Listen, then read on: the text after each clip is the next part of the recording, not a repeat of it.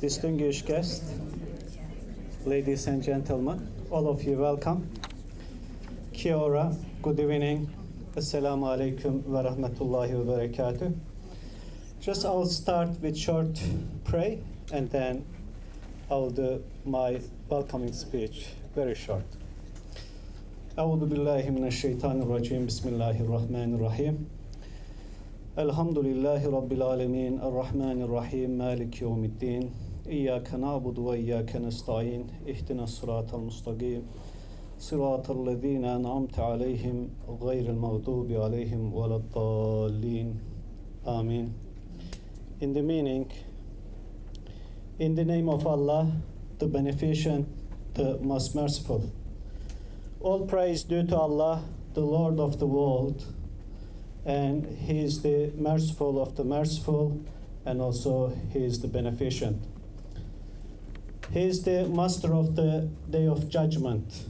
Thee do we serve, and thee do we beseech for help. Keep us on the straight path. That straight path, those open whom Thou hast bestowed favor, not the path of those upon whom the wrath brought down, nor of those who go astray. Amen. Distinguished guests, it is my great honor to have all of you here to this public talk hosted by Pearl of the Islands Foundation and also Belong Aotearoa.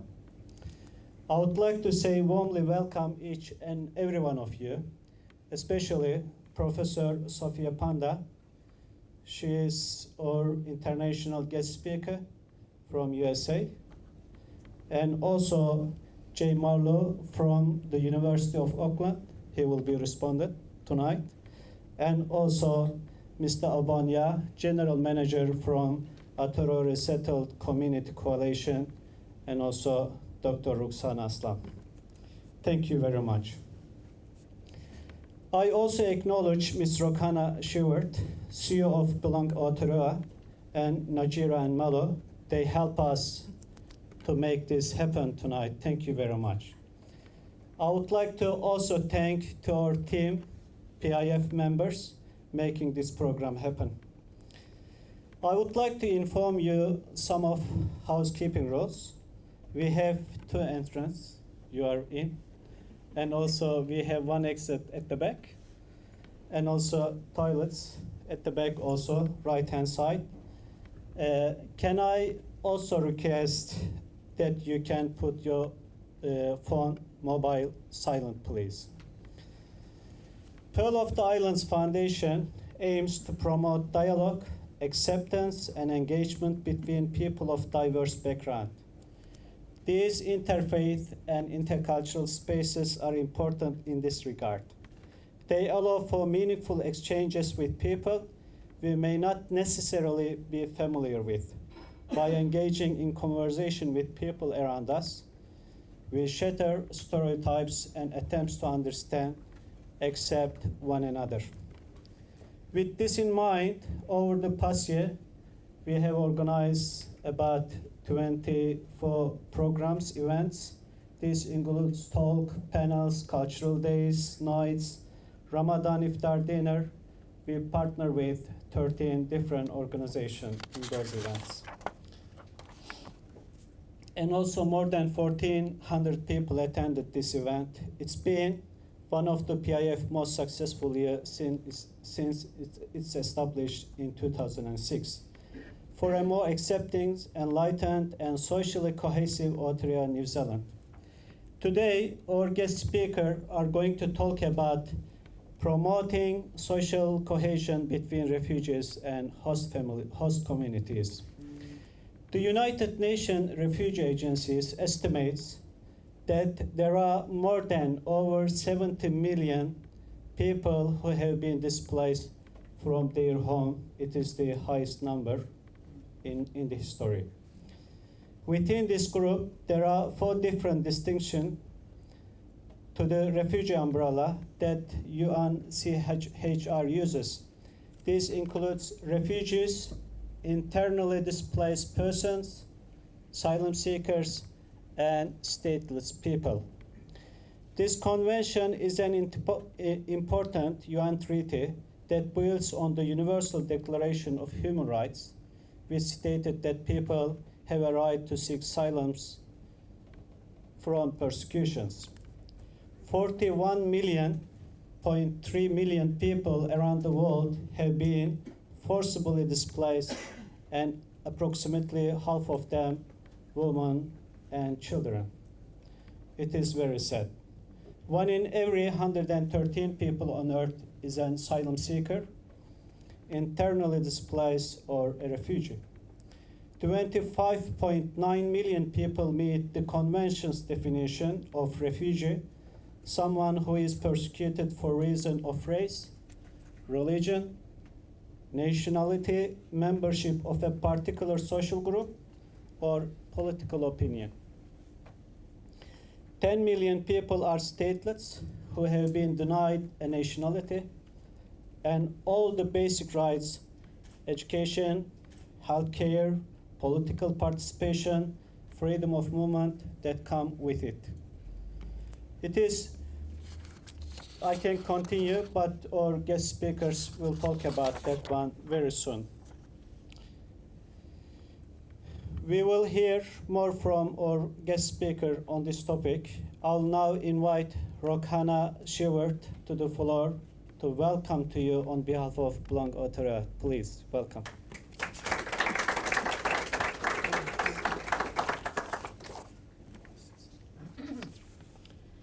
Kia ora koutou katoa, ko Roxana Sheward toko ingoa from Belong Aotearoa. And is that working? Yes, thank you. So for those who've been following us for the past year, thank you. As we've taken a bit of a shift in what we at Belong Aotearoa are focusing on. Building on the 15 years supporting thousands of newcomers, migrants and former refugees, we're committing to fostering a New Zealand where everyone can belong. And we believe that by joining hands, by doing more work collaboratively, is the only way to solve some of the root causes that prevent a successful settlement within New Zealand. So our main focus with our work is on that root cause of barriers to successful settlement, and to look at ways that we can work with communities to ensure that they enjoy and can fully participate in this beautiful new country that they can call home. It's a real honour to be co-hosting this event with Pearl of Ireland Foundation, who have a very similar purpose around social cohesion, bringing different cultures together and really caring for the well-being of our communities.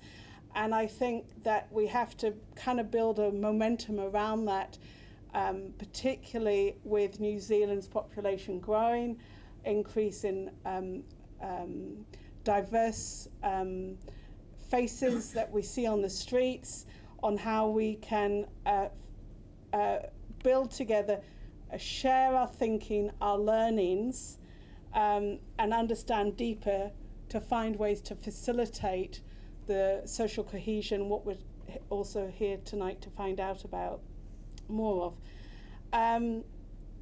There's a saying, a statement I've been hearing recently, and you might have already heard me say it, so forgive me, but this for me underpins the work that we're trying to do.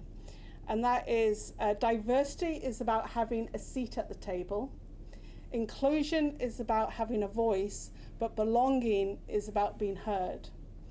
So I'm hoping that as we travel across this year, working with new and established partners, we can really create a successful experience for everyone in Aotearoa. Thank you. I'm going to hand back to Abdul, who's going to introduce keynote speaker.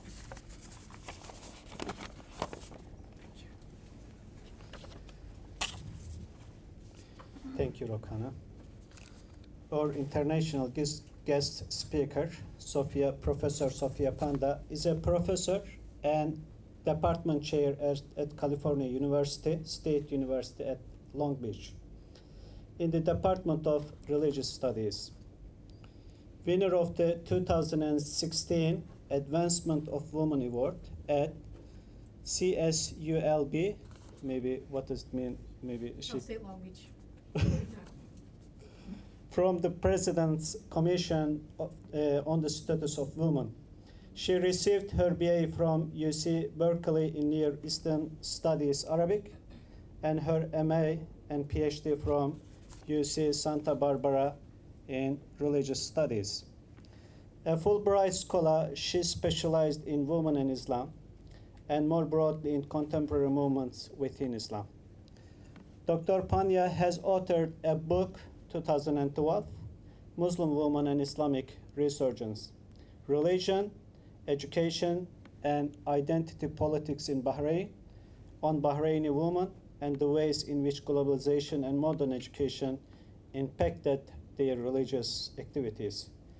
Having carried out research in Turkey on several occasions, she is also the co-editor of a second published volume, The Gülen Hizmet Movement and its Transnational Activities, Case Studies on Charitable Activism.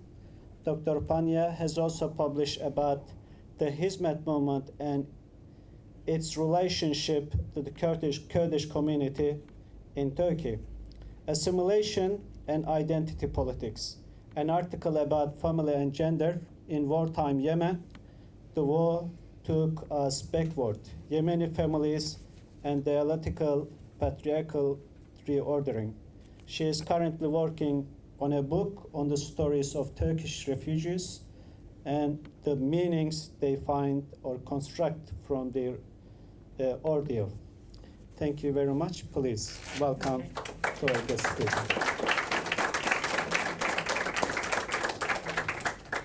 Thank you very much, and kia ora, did I say that right? I'd like to begin by acknowledging the sponsors of this event, including the Belong Aotearoa Foundation and the Pearl of the Islands Foundation, and especially Mr. Abdul Bey and Mr. Yasser Bey and Mr. Taner Bey. Thank you very much, and everybody else that was involved in organizing this event. You're very lucky to live here. I have to say, I've been around the island for just a couple days and I'm already in love with New Zealand. But I'm going to talk about refugees and social cohesion, but my voice is not, in fact, the only voice that you're going to hear. You're going to hear the voices of the children that have given me a lot of their artwork. And so at times you might go in and out of what I'm saying and just focus on the children's artwork. I also have some voices from the refugees that I interviewed. So the talk is called Refugees and Social Cohesion. This first picture is by a little girl. She's 8 years old. Her name is Yusra. And I did interview her mother on the 2 times I was in Greece interviewing refugees in 2018, also in 2019. And so she drew this picture. Of course, she's the cutest one in the picture, right? That's her mom, Anne. That's her father, Baba, right? Baba just means father, and her brother Yasser and Ahmed. And this is before the coup that took place in Turkey. The coup took place on July 15th, 2016. And so everybody was happy. You see they're eating food. They're just having a nice time. After the coup, unfortunately, Yusra's father was arrested for his connections to the Gülen movement. The Gülen movement is also known as the Hizmet movement. And so he was arrested. The movement was, blamed for the coup. Everybody that was even casually affiliated with the movement were called terrorists. And so you see Baba there, he's in jail and he got 7 years. So everybody else is outside of the bars crying. Interestingly, Yusra drew us in jail. Do you notice that? Yeah, we're in jail with Baba. And then here she even numbered it for me 3, right? The third panel has to do with the crossing of the river. In English, or rather in Greek, it's the Evros River, but the Turks call it the Medic River. So they cross from Greece, from Turkey to the Greek side. A lot of people are still crossing in little inflatable boats. It's a treacherous river. It's actually not that doesn't take that long to cross, but there's a lot of bodies in the water because they call it the refugee cemetery, okay? So if you look closely, I know in the back it's hard to look closely, but you can see that the mother is actually smiling. She's being very strong for the other three. The other three are crying. She drew this picture in Greece last summer, and her dream was to get to Germany. Her dream, was that she would arrive there, and this is what she thinks it would look like, right? My interpretation of that fourth panel is that she's imagining the freedom and the love that she would feel in Germany, and that the family would be happy, even though they accept that Baba's not there, right? They're all smiling, but Baba's not able to join. I mean, when we think about refugees and social cohesion, I wonder if she'll be able to smile. In fact, she did make it to Germany. They did 10 attempts with a fake passport, and they finally made it out. So they're there now. And the refugee support services are fairly good in Germany, so I hope that she will realize her dream. But realizing, little children refugees' dreams takes a lot of careful planning. And today, it's something that we all need to think about. Human displacement is at a crisis level. We have never had this many displaced people ever on Earth, okay? So according to the UNHCR, it's about 70 million people are displaced, and that's about 1 out of every 108. And so you have to think about the core causes of this displacement, and perhaps that can help us understand why this is happening. We have, incredible economic inequality right now. So poverty, lots of people are very, very poor. We have a rise in autocratic governments. So you've got human rights violations all over the place. Political turmoil. When is the Syrian war going to end? What's the war in Yemen going to end? You have sectarian violence, of course, war. All of these root problems are, as of today, unaddressed. Okay, unaddressed. Nothing is better yet. So this image here, I was in Spain, in fact, with a group of refugee gentlemen, and one of them pointed to the pool with the fish in it, and he looked at the white fish and he said, "Refugee fish." He saw himself there, and that also speaks to belonging and fitting in, but it's also kind of funny, right? And he was laughing when he said it. When we think about displacement and asylum seekers, refugees, their ordeal takes place in stages. And the worst mistake to make is to think that once they arrive to relative safety, that everything's over, that they're okay, that you can just give them a job, stick them in a language class and that they'll be okay. This is not true.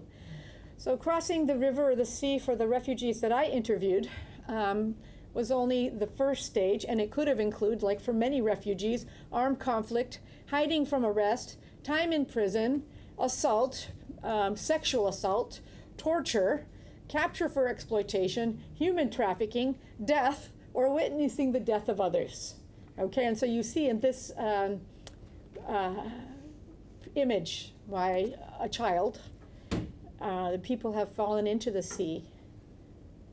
Right, you see on the top of the bridge, people are crossing from Turkey into Greece again. And on the Turkish side, you see she's thinking about jail. But if you look in the river, there's people that have fallen into the sea. In fact, I was asked in Turkey if I wanted to interview a father who had just lost 2 of his children and his wife, and his 3rd kid was still floating in the river. They were hoping they would be able to find him alive. And of course, they didn't find him alive. And I said, no, I didn't want to interview him. I didn't want to do it. This is another image. You see the Turkish flag and the Greek flag.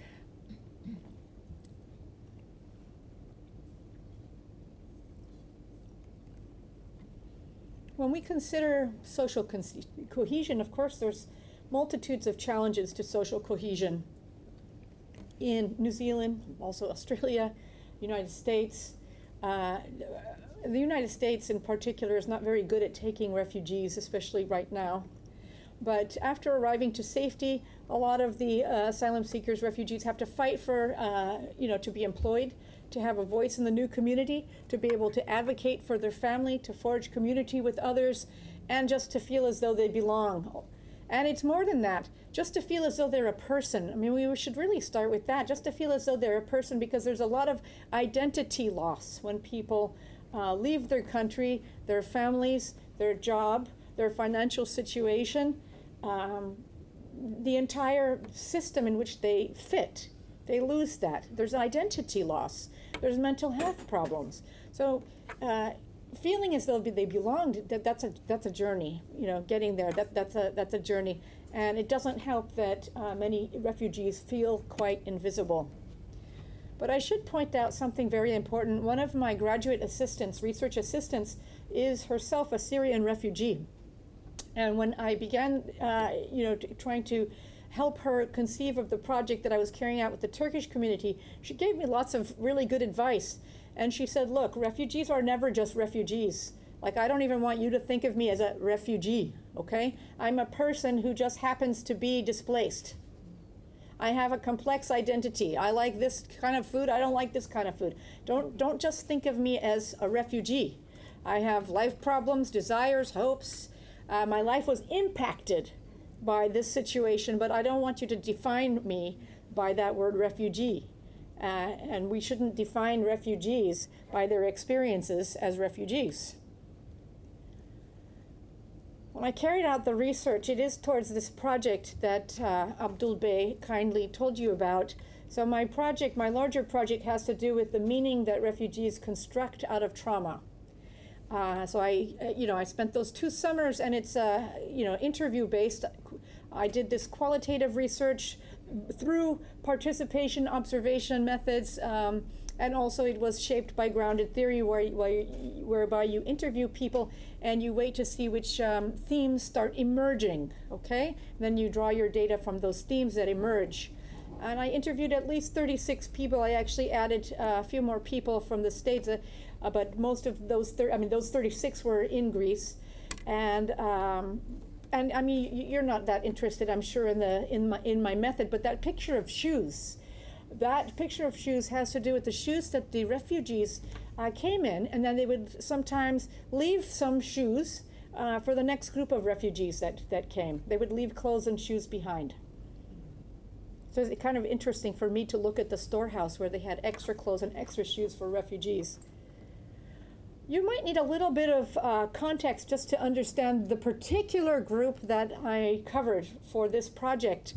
A lot of what I'm saying about refugees applies to the refugee situation in general. But this particular group, known as the Gülen movement, that's also another term for the Hizmet movement. Hizmet just means service in Turkey. Service in Turkish. And so they got into political problems right after the coup. Actually, before the coup, about 3 years before the coup, they started to have problems with the Turkish government, but things came to a very violent head after July 15th, 2016, when the Turkish purge began. Or the word purge is an ugly word. It reminds us of Pol Pot. But that is what's happening in Turkey, not only to the Hizmet movement, but to others that the Turkish President Erdogan believes oppose him. And so that includes many in the Kurdish community, in the Alevi community, members of his own military, and then the majority of people that are held in prisons for political reasons are actually from that Hizmet Gülen movement, which he immediately blamed after July 15, 2016. And strangely, he also said that this coup was God's gift to Turkey, or something like that, which implies that he derived some benefit from the coup, and he did, because he was able to restructure the community in a way that was beneficial to him staying in power. So many members of the Hizmet movement have experienced social ostracism or shunning, okay? Shunning. They've even been told that they are not true Muslims, that they are like puppet followers of the shadowy cleric Gülen, and that they can't think for themselves. They're just sort of cult members, which justifies none of what happened to them. So even people that are tangentially related to the Hizmet movement have been fired, rejected by neighbors, sometimes by family, often reported by neighbors, sometimes by family. They've been jailed at very high numbers. and in jail, torture and rape, according to Human Rights Watch and Amnesty International and other human rights organizations, is happening. Okay? Again, somebody also asked me if I wanted to interview a rape victim in Greece, and I declined. She also declined, but I was sort of happy that she declined because that would have been very hard for me. So as of February 2020, Erdogan's government has arrested over 100,000 people and detained over 500,000. And one of the tactics that Erdogan's government is using has to do with targeting women. Now, broadly speaking, many of you know perhaps that political conflict actually victimizes women and children more than men. And maybe you didn't know this, because in the past, men, from one side would line up against men from the other side, and they'd shoot each other, or they'd throw stones or spears or whatever. But today, actually, women and children die at very, higher rates than men in political conflict. And women and children are used as weapons in political conflict. So in the Turkish context, there's a particularly nasty strategy that the Turkish government carries out, and that's detaining women right before or right after they give birth. Okay, so if you want to read more about that, I have my citation there. But so they detain women right before or right after they give birth. And in fact, in Turkey, I'm not sure why, but they detain the mothers with their children, of course, right after they give birth, so the woman would keep the baby. But sometimes they arrest mothers with small children, under the age of 5. So right now there's over 700 babies in jail held with their mothers.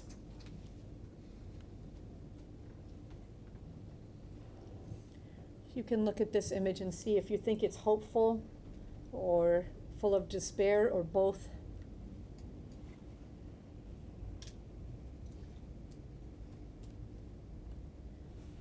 Here are some voices from the refugees themselves that I interviewed. So Sui, that's not her real name. She's a Turkmen. She was married with 1 baby. Her husband was in jail. She was hiding. She said, "I want to say something about delivering the baby. Normally people are happy, but I was sad. I didn't want to deliver. I had no husband, no family beside me." Blut said, he's a lawyer, he said, "After the coup attempt, I always woke up at 4 a.m. wondering when will they come. When I was hiding, my father died and I couldn't go to his funeral. One of my friends reported me, and 1 month later the police came to my house. A lawyer friend reported me. He came to my house lots of times. I helped him on lots of his own cases. He knew me, but he wanted to save himself." So prison stories. This is Yusuf, he's 30. "They beat us. They tried to get names. They hit me in the detention center, everywhere on my body. They carried out every type of torture. They zip-tied me. They didn't cover my head. Just they hit me everywhere, over 8 days, every day." He had to take a break, and he cried while he was telling me this. But he was also very proud of himself, because he said what they wanted was 10 names. And he kept thinking, if I give 10 names, those 10 people will give 10 names, and those 10, those 100 people will give 10 names. And so he kept thinking that. He kept thinking of the math, which is very brave. And so he didn't tell. He didn't tell the names. He just took the pain. So here's an image of the refugee cemetery known as Evros, or the Medic. And so this is Yesma. She's 31, married, 1 son. She said, "We took a cab to the Medic." She started crying during the interview. "When we came to the Medic, I wasn't happy. I left my family, but I felt the people who died there, whose bodies were never found. When I got to the river, I felt them." I actually was in Greece, and I tried myself to go one day to have a mental health day, right? That's why I couldn't interview certain people, because of my own mental health. So I tried to go to the beach one day, and I threw up at the beach because I was in the water, and it was after this interview. And so I got out of the water, and I'm thinking, okay, why am I so dizzy and I can't breathe, and why do I feel this, like I had a panic attack, right? And then I remembered I just interviewed somebody who told me that the bodies are in the water. And a lot of people who told me how afraid they were going to drown in the water. I mean, I don't know what I was thinking, that I could go swimming after carrying out these interviews. What's interesting to me about this picture here, or drawing, is that there's no mouth for that little girl. She doesn't have a mouth. I wish I could tell her, lots of people are seeing your picture right now. You do have, your picture is being seen by so many people. You're being heard. I wish I could tell her that. And refugees do suffer from layers and layers of invisibility. They fight for recognition, social acceptance at every level. Even in their home country, their plight is not understood or believed. In Turkey right now, the Turkish government has taken over 190 media institutions. And so many people in Turkey, they just don't know what's happening, right? At times he's cut out, he's canceled Facebook and Twitter, so people just don't know what's happening. But when they arrive to their host country, to be acknowledged as eligible for official status of refugee, to be acknowledged as a citizen, and later to be acknowledged of dignity, acceptance, and a life beyond a marginalized existence is very hard. Here you have an image of Esma Uludai. So she crossed the river with her 3 kids. And when she got to the other side, after a little bit, she had a heart attack. And I just don't want her to be forgotten. So if we could just say Esma Uludai, if we could just say that right now. Esma Uludai. I just don't want her to be invisible. So Hizmet refugees can't speak without fear of retribution. In part, that makes me feel as though I really have to do my job, because many people can't stand up and publicly speak. They can't be on camera because their family members could be hurt in the home country. This is true for many refugees. And one of the problems that adds to this invisibility of refugees is that many times, a given group like the Tibetans or the Hizmet movement or whoever it is, the Rohingya, that's only one group out of the dozens of groups that are having a really bad time right now. And we have compassion fatigue. We have eco-depression. There's just so much going on. It's hard to know where can we make a dent. How can we help? And then some people just don't try at all. There's a lack of global awareness. There's also the issue that many people think of Turkey as a haven for refugees, right? There's 3 million to 4 million refugees in Turkey right now, and I give credit to Turkey for that. However, it makes it invisible that Turkey also has, Turkish President Erdogan has also created refugees. He has pushed out tens and thousands of his own people, and many others are in jail. So what happens in this case? In any collective trauma, like what's happening to the refugees I interviewed, and any refugee really, you have feelings of stigma. Okay, people don't really like to be refugees. I had one person I interviewed, she said that after crossing, she went to the bathroom and looked at her face in the mirror, and she said, this is what a refugee looks like. And accepting that was very hard for her. And so we talked about the identity crisis that comes along with that. Just for some people, you must have Turkish friends to be here, or at least know some Turkish people. Turkishness was something of great pride for many people. And to have that ripped away, to be called a traitor to Turkey, that's also an incredible loss of identity. You can't even be Turkish anymore. And many people would tell me, I don't even accept that Muslims are good.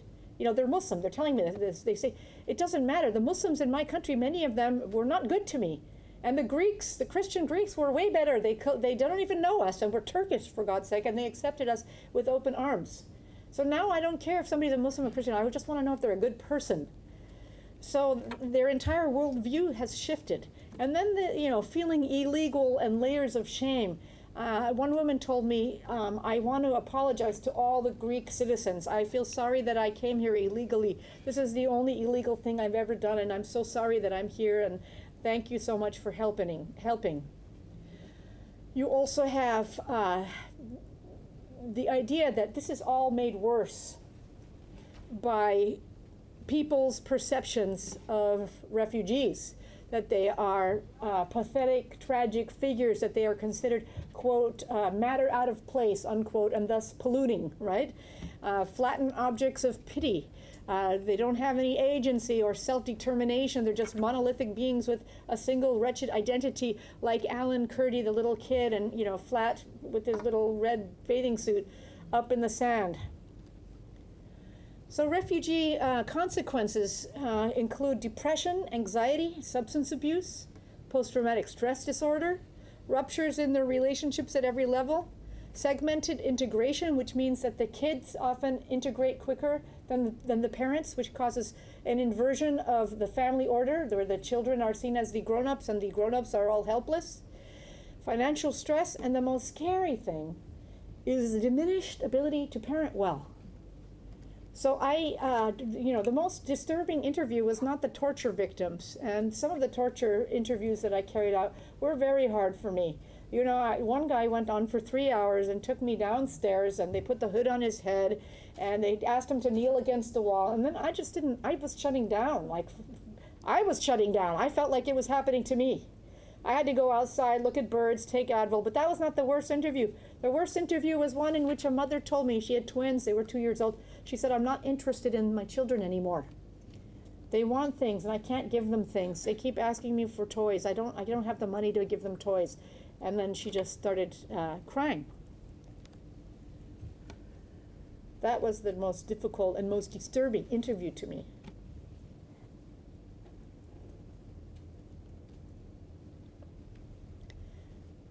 But if we stop and just feel sorry for refugees, that doesn't help anybody that much.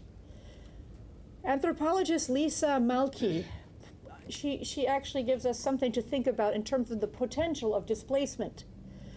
So she argues if we merely understand displacement as a human tragedy, quote, looking no further can mean that one gains no insight at all into the lived meanings that displacement and exile can have. Edward Said also gives us more to think about in terms of the opportunities of displacement. And he says, quote, exiles cross borders. They break barriers of thought and experience. The exile status allows for, quote, originality of vision, self-awareness. Many exiles become poets, artists, novelists. Many create nostalgic works. They understand things that others can't understand. They have seen things and experienced things that others haven't.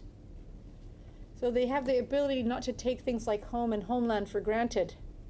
And there you have Shireen Ebadi. She says, while living in exile, I've become the loudspeaker for the people of Iran. Many of the children whose parents I interviewed told me they were interested in becoming human rights attorneys or political scientists. They kind of wanted to understand what was happening to their whole family.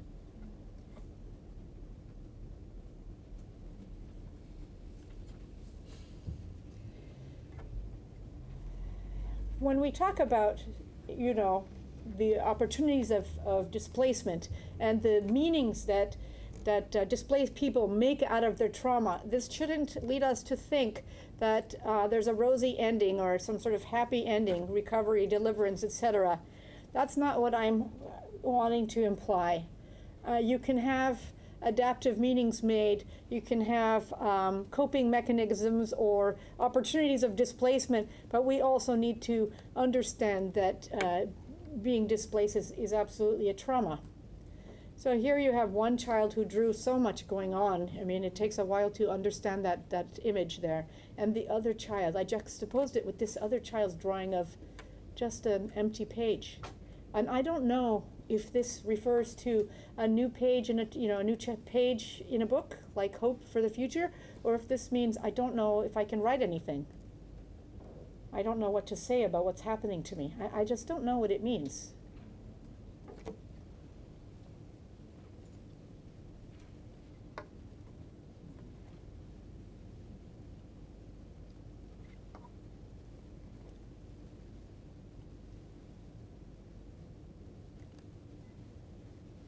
But in both of our countries, there's a mixed reception, isn't there, for asylum seekers? There's issues. There's people that don't want to have more immigrants in both of our countries. And there's this image of good refugee versus bad refugee. So Wilson and Mavelli, they describe, this perceived difference. Those that are perceived as good refugees tend to be passive. Those that are bad refugees are active. So they write, good refugees are women, children, and male victims of violence who patiently wait in refugee camps to be rescued by British, European, Western saviors. Okay? Those are the good refugees who just wait. They sit in the boat or they sit in the camp. So-called bad refugees, quote unquote, are those that come over in swarms, right? Hordes, invasions. They use up our resources. They change our culture, and most of them are Muslims. What a threat! They're bringing their Sharia law. They're going to destroy our secularism. They're going to destroy our churches with Sharia law. And look what they do to their women. Look what they do. We don't want them here. I'm not a bigot. It's just my religion. So what do we do? So combating this type of exclusivity. I'm not a bigot. It's just my religion. How do you combat that? How do you combat those that want to maintain their status and maintain all the dominate all the resources? So the research shows that it's really best and most effective if it's top down. If the government agrees to create a culture from the top down, a culture of inclusivity. So you have top-down nation-state, multicultural, and intercultural integration frames. Intercultural means it's not enough just to tolerate the other groups around you, but to have dialogue with them, to want to interact with them. That's interculturalism. So if they have intercultural integration frames, this is key towards reducing prejudice. Not just assimilation or tolerance. Those are like, I can bear you. You're bearable to me. That's not very good. Also, the religious leaders, if they can foster and discuss and debate theologies of inclusivity, how to be inclusive, and towards social cohesion, if we can encourage state and local government commitments to multicultural and intercultural social cohesion. Also fostering long-term partnerships with businesses, ethnic and religious communities, police, medical, psychological, educational, charitable institutions, create and support language and employability programs, volunteers, if we can encourage volunteers to do things like filling out forms. Filling out forms is actually, people that help refugees fill out forms, I think they're going directly to heaven. Because this is one of the hardest things for refugees, is, they get there and then the government comes and hands them all these forms and says, you fill it out, then you can have food, or whatever it is, right? It's like, some 5-year-old is trying to fill out the form for his parents. Daycare, a lot of refugees come and they don't have access to, they've never put their children in daycare ever. And so the expectation that they suddenly, here, Mom, put your kids in this daycare and go get a job. This is very difficult. They need processing about that and explanations. And most of all, we need to raise awareness regarding displaced people. We need to make them visible. They're invisible to many people. We need to make them visible. And we need to address the root causes of their displacement. We create the community that we can imagine. We can do better. We can do better. We have to imagine what types of resources we could be providing. Mental health, childcare, form filling, educational, employment. We have to imagine this. We have to imagine that people need time with the trauma. They need time. We can imagine it. So we have to, the children can imagine. We have to imagine. They're drawing this beautiful picture. This one child drew a beautiful picture of, and she was in Greece. She's imagining that she's going to she left Turkey, getting to Greece, and then arriving to Finland. And then, this tree will grow and that it will all be fine. It's up to us. We can do this for them. We have to imagine a different society in which refugee issues are,